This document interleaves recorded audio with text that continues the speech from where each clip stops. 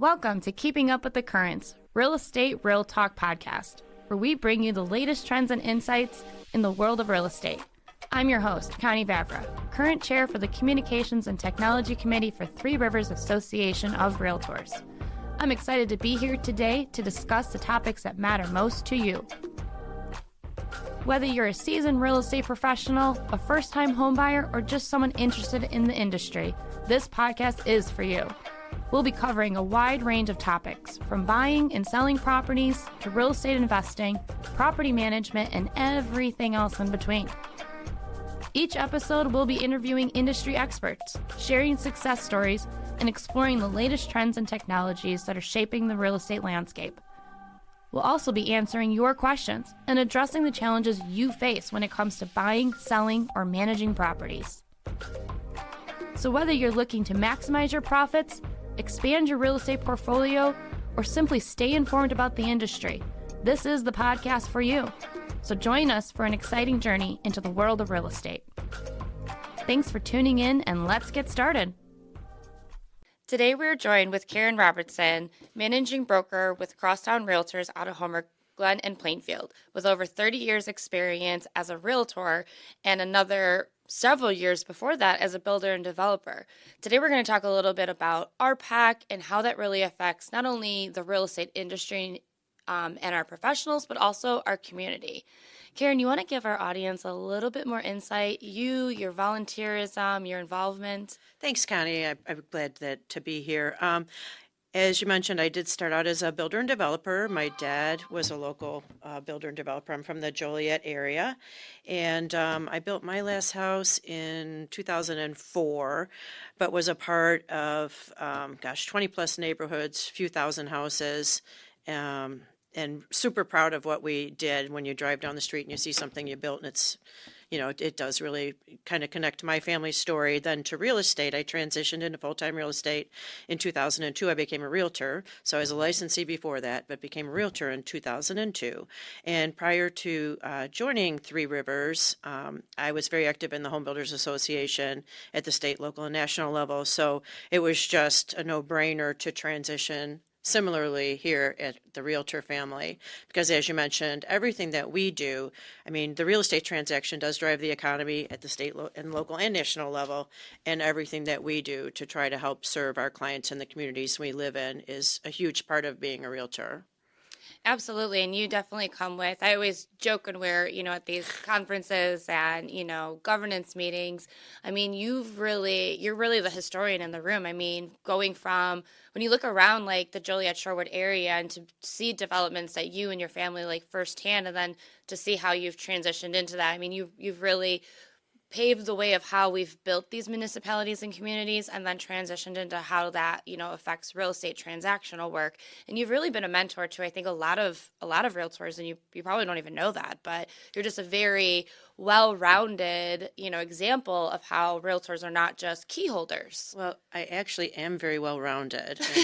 Part of that comes with being over 60. Fun fact, I was thin before I started being a realtor. No, but no, it's true. And I appreciate it. And I love it when, the joke is I'm like the realtor mom. But I love it when somebody will come up to me and say, hey, when I had my first transaction, and I used to have an REO account, so it was a little complicated if you hadn't done them before. And I know, Connie, you did as well. Mm-hmm. And so when you had someone come up to you and say, hey, you helped me with my first transaction, and thank you, it really does mean a lot, because when we're in this business as real estate professionals, as realtors, the only time we're really competing against each other is if I'm following you into a listing appointment, right? Right. Every other time, we really need to be collaborators. And so it makes sense to help your fellow professional. It makes sense to ask a question when you don't know the answer. And it makes, perfect sense for anybody, whether they're in your brokerage or not, to say, hey, Connie, could you help me with, or hey, Karen, could you help me with? And it just, once you build those relationships, it just helps us do business so much better. So absolutely. And I think, consumers may not be aware, and you've mentioned it, we really collaborate more than we compete against each other when you think about it.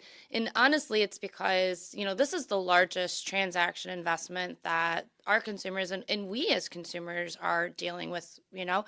Everyone needs guidance. I mean, you don't get a surgeon who just walked out of law school or medical school, didn't have anyone to take them under their wing and show them, how to really become an excellent surgeon to where you were like, yes, that's the one I want. I mean, every industry and profession has that, mentor mentee mentality in it when you think about it. And yeah, we are all independent contractors, and by theory we are competitors, but we're really kind of not all on its own. Like we walk into, and even if I walk in, like if you go into a listing appointment, I walk in after, I'll tell them, be like, listen, Karen's amazing. Like no matter who you choose, like you're going to be in great hands. And like, exactly. And I'd say the same. And I think that the majority of our industry has that professional respect for each other, because we really do have our consumers' best interest and our communities. Because we're in the grocery store. Right. That's where your kids go to school. It affects us as consumers and people. Yeah. So we really need to, and we do hold ourselves to a higher standard with our code of ethics, and that's a whole nother podcast. But one of the or things, a couple. how many articles? No. But one of the things I know we're here to talk about today, and one of the things that we really do impact our community, where maybe our neighbors and our consumers don't understand, we are super involved in advocating for private property rights, helping to form policy about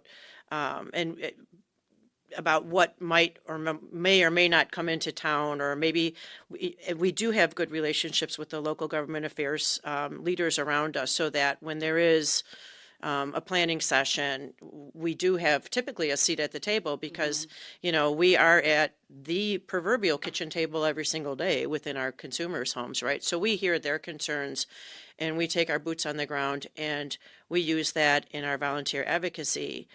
And so one of the things that I would say to anyone listening, whether you're a realtor or one of our affiliate partners, or hopefully a member of the public, is to get involved and be aware of what's happening, within your local communities, because that's where the decisions that are made impact you the most. So, absolutely. Yeah, we had a really good episode a few episodes ago with Nora Grunberg, who is one of several government affairs directors for Illinois Realtors. So it's a really great program that we've identified in the state of Illinois that we need, because we have to have that connection with these elected officials, right? Because it's where the decisions are being made, and if you don't have that relationship, like you said, you don't have a seat at the table. And we've been very fortunate that we've got some amazing lobbyists that, are in the realtor mindset. But, we look at Realtor Party aspects, like when an elected official, is throwing their name on, a candidacy in a ballot, and looking for endorsements and signatures, what are the topics that, speak to them? Like where are they, in their, decision making when all of these bills come to fruition to them? And something that was unbeknownst to me as just a general real estate professional, not involved politically, was, these elected officials sometimes get hundreds and thousands of bills and municipality like in front of them. And any human being, I mean, that's a lot of white pages to, sift through. So having that boots on the ground voice for the community, like we've put ourselves in that position to be, really helps those elected officials understand the granular meat and potato of that bill or that law or that, regulation, because they're just looking at, some of these, they've got, tens of thousands in their population. And what does that mean for, 30,000 people? Like that's a big sway of what that means. So we're able to really have those relationships, sit at the elected officials' kitchen tables, we'll say, and kind of, talk it out with them, give them the scenarios, give them stories. Well, you're right, Connie. I mean, that's exactly it. There's two words, and we say them all the time when we're having conversations about government affairs, whether it's the local, state, or national level, and it's unintended consequences. Yes. So I don't think anybody goes in to present legislation at any of the levels with the idea to penalize a party, for the most part. But I don't think, and again, because of just the volume of data that comes to their desk, and especially at the local level, these people they do get a small salary, but it's not enough to feed their family. This is their second job. They truly are servant leaders, Mm-hmm. And so when we parse through the legislation, you mentioned Nora, she's awesome, and she's our kind of our boots on the ground here regionally. They'll ask, like, well, how will this impact, Connie? How will this impact Karen? How will this impact, your client who's over, 65? How might this impact a first-time home buyer? How might this impact? Let me just give you a quick example. Yesterday, we had a mayor's forum in partnership with our Women's Council of Realtors, and one of our guests was Mayor DeBold from Shorewood, and Shorewood had proposed to have a ban on short-term rentals completely. Yeah. Okay, because there are people are like, who's staying in the house next door, and we get it. We understand neighbors' concerns. But an outright ban on short-term rentals has unintended consequences. What about the person who, and this is sadly common, like they have a house fire and they're just relocated for a minute. What about someone who might be, leaving a relationship and one spouse keeps the house and the other one has to go somewhere else, and maybe in this low inventory market, there's nowhere to buy, or perhaps their divorce isn't final, so they're not qualified yet to buy. Where do they go stay? Right. Do they pay $2,400 a month to live in a hotel? And I've done the research. That's the cheapest hotel in our area with a long-term. That's a pretty good price for a monthly rate on a hotel. No, but that's like with significant negotiation, because we have all had those interim clients who move into the area. And where do they live? Once they've sold their home, where do they live? So when you just look at it flat on its face, short-term rentals, you're like scary. I don't want somebody having a bachelorette party in my backyard, right? Right. But in this instance, through conversation and collaboration with the Village of Shorewood, we were able to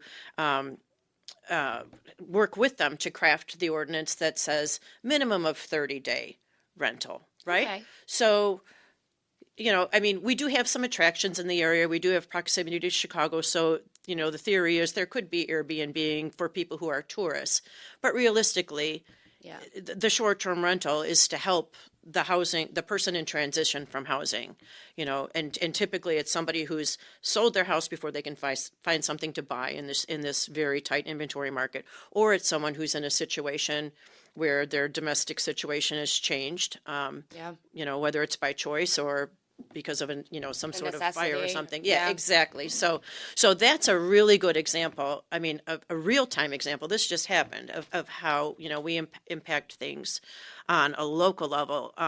Just going back in the day, there were times when municipalities wanted to charge us $25 for a sticker to put on our for sale signs or our open house sign. Do.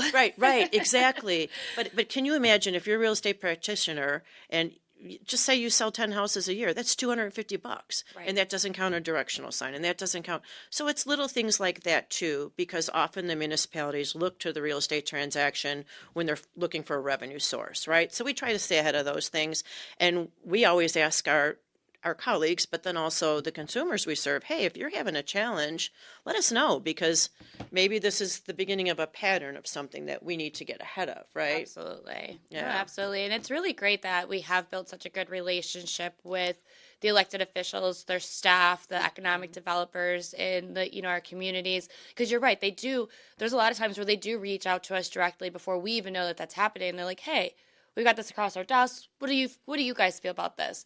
And we are a pretty large trade organization. We serve about 1.4, 1.5 any given day nationally. And they understand that we've got the big picture, and our membership is so diversified that it gives us the ability of really seeing all those unintended consequences, because we do have Realtor members, and our Realtor members have clients in all of the different groups, whatever you want to categorize yourself in, right? So we're able to see that bigger picture. Well, and then so take the bigger picture now. Let's go to the state level. We just, as you mentioned, you sat down with Nora a bit ago. We had just finished our lobby day, which is an annual event in Springfield. And instead of going to Springfield and being like, we're fighting this and we're fighting that, and there certainly still are things, again, with unintended consequences that we need to work to modify. We have a staff of attorneys that help to actually draft legislation. And right now, this year, one of our goals was, instead of just always being no, like, well, here's our idea. One of the ones right now is we're working on bringing back an old first-time buyer savings program through the state that offers them a tax credit. That's super exciting. I can't wait to see where that yeah, goes. and I mean, we've had it before. Iowa has it. Many states have it. It's fantastic. But then the other one is just kind of to try to write policy to help advance the construction of what we're calling like the missing middle. And we're not talking about, very low income housing, and it is just so expensive to build a home these days that we're easily 10 years behind. It's going to take us 10 years to build out of it. So we don't have 10 years. We're in a housing crisis. So, working with the legislators to maybe impart some sort of tax credit to, renovate an existing property. So maybe it's something that somebody starting out or starting over can then afford to do. Just all sorts of things like that. I do want to say one thing real quick, Connie. When we talk about politics, I know it can be very polarizing, especially in the climate in which we're living. And one of the things, the Realtor Party, like we joke, we're the purple party, right? We're not red, we're not blue. We really do. We do look at, I will preface that with we do look at things that are human rights violations. Yeah. And we absolutely will not stand for or by anyone who tries to advance anything in that regard. And that's actually part of one of our other initiatives with regards to, some rental property things, and we can talk about that later, or you can contact me later and we'll go over it. But we really do just work on things that are housing related, and really it's such a bipartisan issue. I used to say, I'm a past president of Three Rivers, and when we'd go around and we'd do our little updates regionally, I would just say it's not politics, it's policy, because that's what it is. It is policy that impacts you every single day when we wake up in the state of Illinois or the city of Shorewood, Joliet, Plainfield, New Lenox, the communities that we serve. It's policy. And so for people to get past that and participate in the Realtor Party, whether it's, we have kind of like a vote, act, invest kind of slogan. We want realtors traditionally are the highest registered voters of like trade groups, right? Oh, wow. Yeah. And so I think one of the things that we need to, and we don't need to push politics on our consumers, but, when people are buying a house, they're changing their address. Yeah. Are you still in the same voting district? Do you know that you can change your driver's license and concurrently register to vote, right? So encouraging not only our colleagues, but our consumers and clients to participate in the process, right? In the process, yes, the voting polls are more desolate these days. Oh, like when you go, pathetic.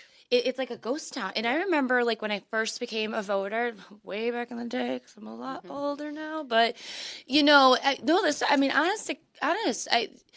there was lines. Like you had to like plan your day, and like you would be like, I'm going to get up real early and go, like, and now you go. And I know that there's like a mail by vote.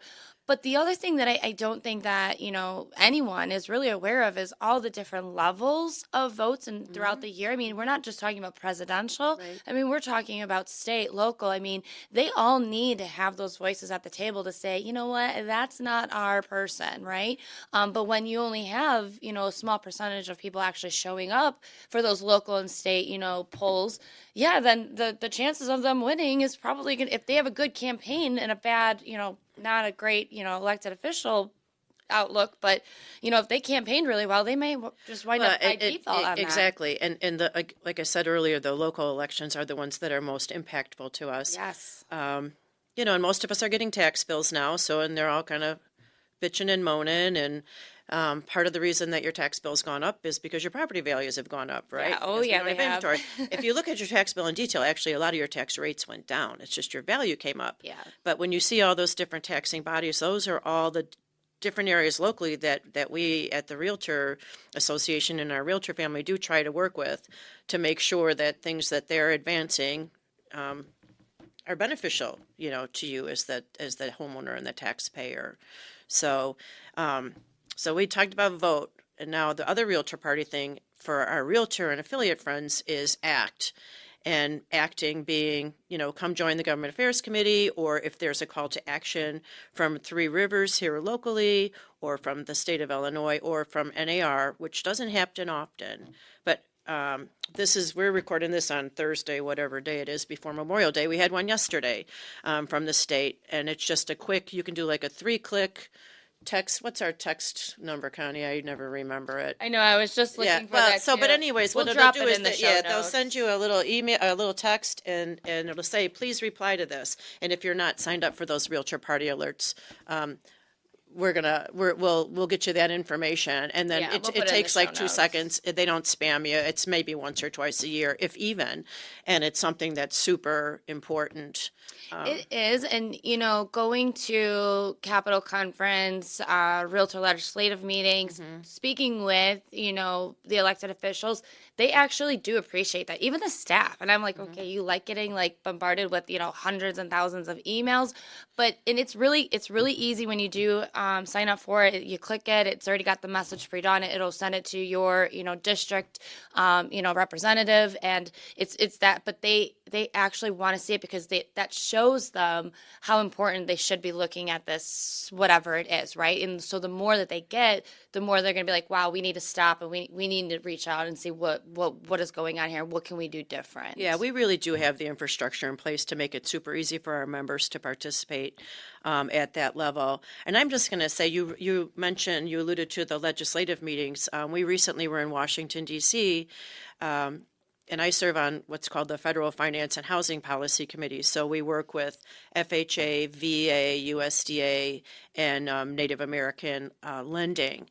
And one of the big hot topics with the lawsuit settlement has been that the buyer is now going to be required to compensate their agent if the seller is not offering compensation, right?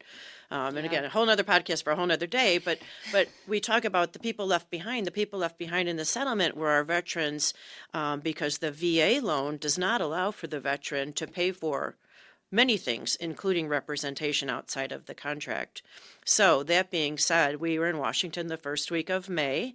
I know my committee's been working on this for a couple decades now, but the urgency to get this message across, and a literal act of Congress, which we all know is not a simple thing. Or a quick thing. But yesterday, we found out that the VA is going to suspend. Now, we still need to tweak the policy, but they're going to suspend that rule so that our veterans can choose to pay for professional representation when they're purchasing a property. So, I mean, I just think That's a big win. that's a monumental one. Like I said, this is something I've been involved at the national level since 2010, but this has been being worked on for decades. And last couple weeks ago, when we were on Washington, D.C., we were able to meet with our like I had a meeting with Congresswoman Underwood. And then we had meetings with Senator Durbin's staff. He had some travel issues with the weather. Yeah. But we had a really great meeting with Senator Duckworth, who herself is a veteran. And she had expressed some concerns about veterans being taken advantage of. And I don't think that they understood exactly what we were asking for. Right, yeah. Right? Because she's like referencing Camp Lejeune and 20 and 30% fees. And we're just like, Oh, yeah. So I literally grabbed the microphone. I went, hey, Karen from Joliet, Illinois, and explained my story, how I'd helped numerous veterans' families buy homes sight unseen. Like they were getting transferred to Great Lakes Naval Base. Yeah. And they'd said, well, I don't want to live there, but I want to live in a suburb, and I need this, this, this. And this is before virtual tours and whatever. And I'm lugging my family's giant video camera, trying to walk and talk through the house, terrified that I'm going to make a mistake on their behalf. Can you imagine if that veteran and now they can look at floor plans online and things like that, if we as listing agents do a great job presenting the home. But can you imagine going through that process? You're transferring your family across the country, and you are not allowed to pay someone to help you. Or right? pretty much, it almost boxed them into not being able to choose. Yes. So you can't use your VA benefits that you have not earned. Even using them. Right. And I've worked with veterans that have forgone their VA benefit because there are other flaws to the VA loan process. We're not. Right, we know this. Exactly. But this is a big win because a week prior to this, they were like putting out all these memos. Absolutely not. Yeah. And I get what Duckworth. I get it. But this just makes what consumer perception sometimes is already like a disadvantaged loan, and it's not. Right. You know, I think consumers see like 0%. It's down, and they're like, oh. But like, I'm like, this person protected your freedom in your country. Like, this is a benefit. And that's the right they've It's earned, yes. Not saying that they don't have the money. This is what was built into their benefits package, right? Like your insurance. Like, this is. So then it took it from already having somewhat of a stigma and some, you know, consumer perceptions to now being even more disadvantaged because now they're boxed in here, they're boxed in there, and that box is so small that they're like claustrophobic in there. So they are foregoing, you know, that benefit. So this is a really, really big win. This is huge. I mean, you know, when I got the email from my committee yesterday morning, I just got a chill again. I got chills because I knew I was going to this mayor's forum and I knew I'd see some of our local leadership, and like, I can't say anything yet, but just wait, it's coming out today, you know? And again, it's just a relaxation of the rule. We still need to actually sit down and develop the actual written policy, and then it will take an act of Congress. But it's a start. But it's a huge start. I mean, it's major. And then, so this is just a matter of communication, us showing up, telling not my story because I'm not a veteran, but telling the story of the veterans that I was able to help, right? And how professional representation literally had them buying a home sight unseen in the, you know, even before all the technology that's available now. That's still a scary process.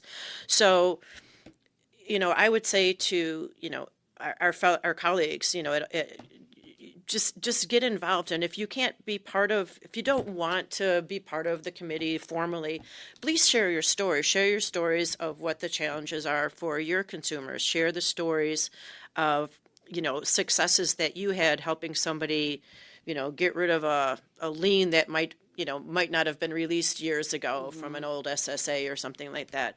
I mean, we need to hear our colleagues' stories so that we can better serve our community. But that's the whole deal of the Realtor Party. I mean, and really, like, the third component that nobody ever wants to talk about is the invest part. So we invest our time and our talents, volunteering in the community, helping our clients, you know, educating them. But sometimes we need to invest a little bit of our money too. So, you know, RPAC, I don't know where you want me to go with this. You want to I mean, there's give a little definitely overview some, of what we are and what we do, and there's definitely some opportunities for, you know, Realtor members, well, affiliates included, to, you know, monetarily help. It's like, you can go to illinoisrealtors.org /RPAC, and you can see more of our granular issues that affect Illinois as far as a consumer. I mean, consumers, you can check this out too. I mean, come see what, you know, we're working on, some of the things that we've kind of accomplished and defeated in a positive way for you. But then Realtors, you're going to be able to take a look and see if, you know, you can help, because, you know, with this is we have a whole slew of consumer campaigning where we'll reach out when, you know, we've got big things that are kind of scary coming up in a municipality ballot. And I'll tell you, sometimes on the ballot, it's kind of a trickery in how they word it. And so we do put out, you know, mailers to certain communities, and, you know, that does, you know, have a cost to it, right? So it does, you know, your RPAC contribution goes very, very far. It, you know, protects the, you know, Realtor Party. It protects the consumer, the private property rights, and it just continues to ensure that we have that seat at the table and we're able to bring the voice of our consumers to that table, right? And be able to tell those stories of, they're not our stories. You're right, Karen. They are our clients' stories. And we've heard, I mean, we've all worked with people that we just want to give them a hug and be like, I am so sorry.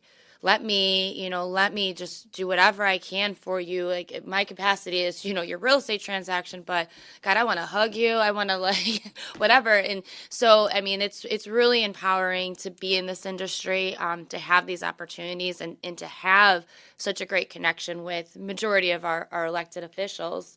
And now a quick break for our featured safety tip. Each episode, we will feature one safety tip sponsored by the National Association of Realtors. Here's today's safety tip for you Realtor members. Only show vacant properties during the daytime in case there's no electricity working on site. With better visibility, you can catch safety hazards that may be presented, like loose floorboards or other defects the house may have. One of the cool things too that we get through the Realtor Party from the National Association of Realtor level is we have Realtor Party grants.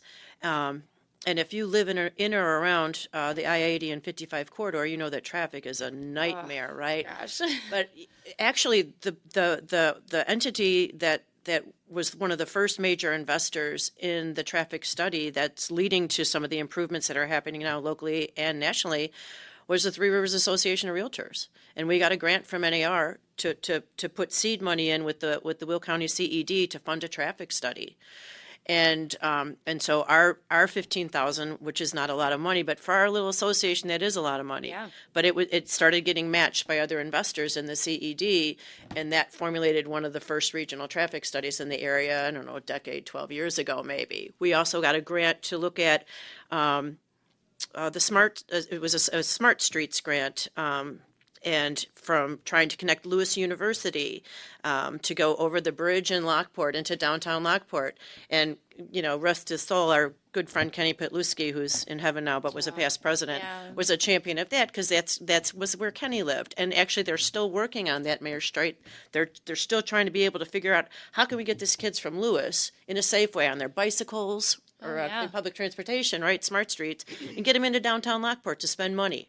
Right. To go. But exactly. So those are the kinds of things we do, outside of, buying and selling real estate or sitting in a candidate's or elected official's office or, sometimes door knocking and helping raise awareness on an issue or for a local candidate. But we really do at the Realtor Party at the national level.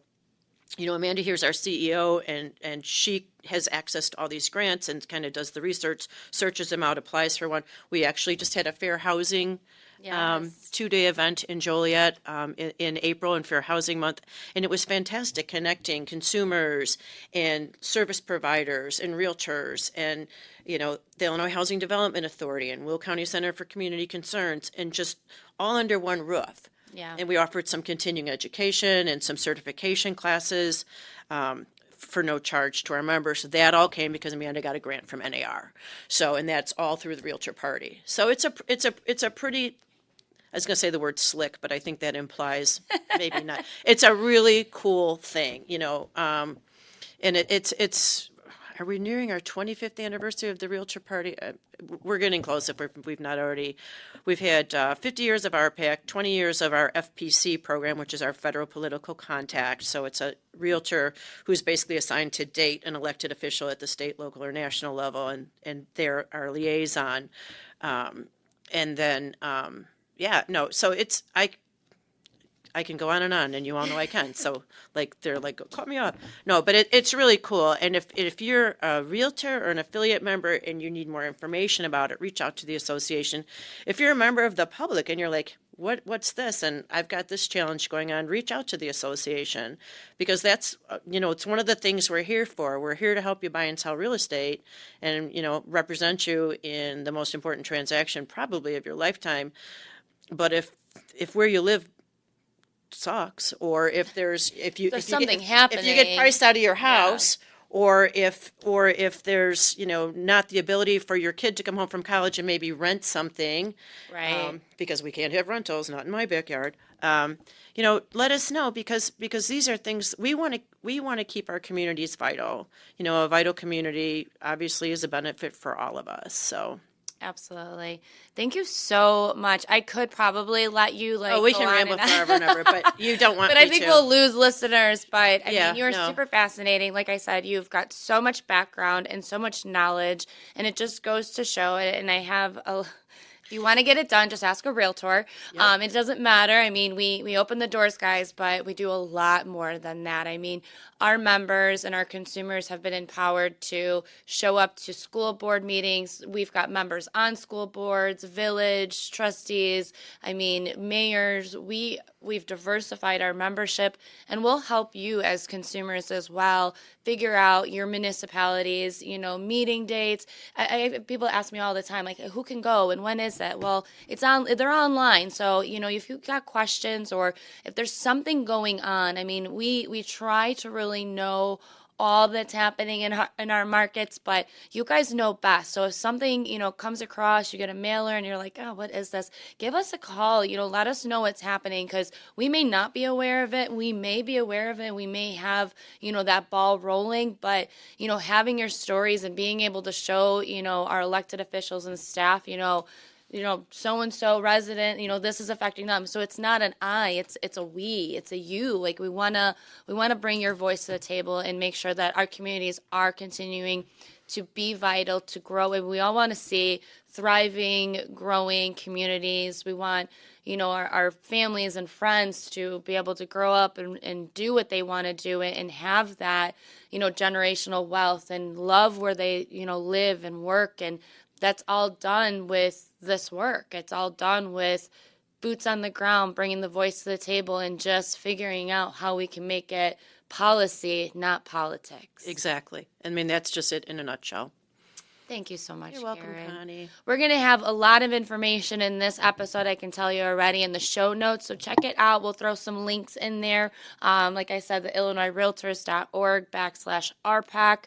If you want to check it out, there are some really great graphics and information about, what we've accomplished in the Illinois market. We'll probably also throw the RPAC Now link in there so you can see nationally what that's looking like. And then please, if you're a consumer, check out the Three Rivers Association website.